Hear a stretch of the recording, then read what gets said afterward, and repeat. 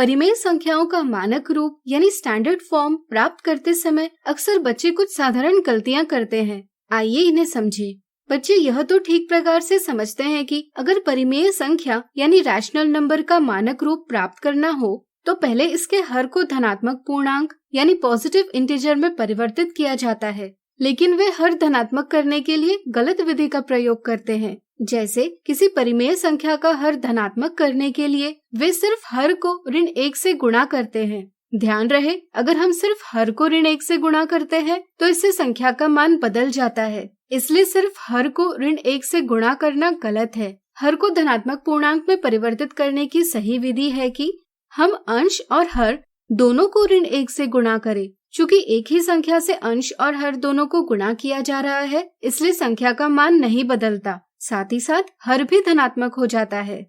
कुछ बच्चे ऋण 18/24 का मानक रूप प्राप्त करते समय अंश 18 और हर 24 के मौस यानी HCF 6 से अंश और हर दोनों को विभाजित न करते हुए अंश और हर दोनों को उनके किसी एक उभयनिष्ठ गुणनखंड यानी कॉमन फैक्टर जैसे 3 से विभाजित करते हैं। इससे उन्हें परिमेय संख्या प्राप्त होती है ऋण 6/8। अक्सर बच्चे इसे ही मानक रूप समझ लेते हैं। वे यह भूल जाते हैं कि हमें अंश और हर दोनों को इनके उभयनिष्ठ गुणनखंडों से तब तक विभाजित करते रहना है जब तक कि दोनों में एक के अलावा कोई और उभयनिष्ठ गुणनखंड ना हो।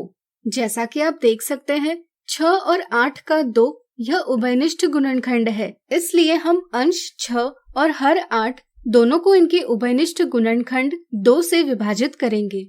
इससे हमें परिमेय संख्या का सही मानक रूप प्राप्त होगा ऋण 3/4।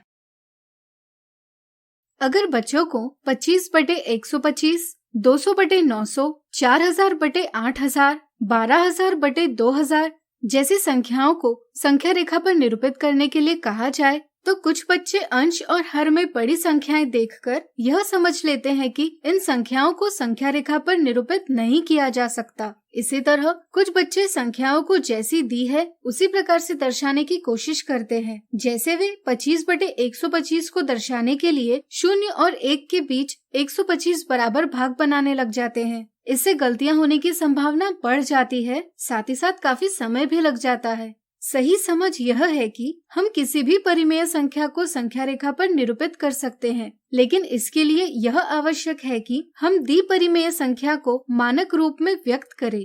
जैसे अगर हमें 25/125 को संख्या रेखा पर दर्शाना है तो इसे हम मानक रूप में 1/5 इस प्रकार व्यक्त कर सकते हैं। यहाँ 25/125 का मान 1/5 के मान के बराबर है, इसलिए संख्या रेखा पर इन्हें एक ही स्थान पर दर्शाया जाएगा।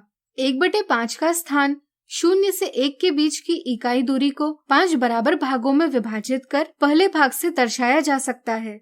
अब जैसा कि आप देख सकते हैं 25/125 को संख्या रेखा पर निरूपित करने की तुलना में 1/5 को निरूपित करना आसान है, इसलिए किसी भी परिमेय संख्या को उसके मानक रूप के उपयोग से संख्या रेखा पर आसानी से निरूपित किया जा सकता है।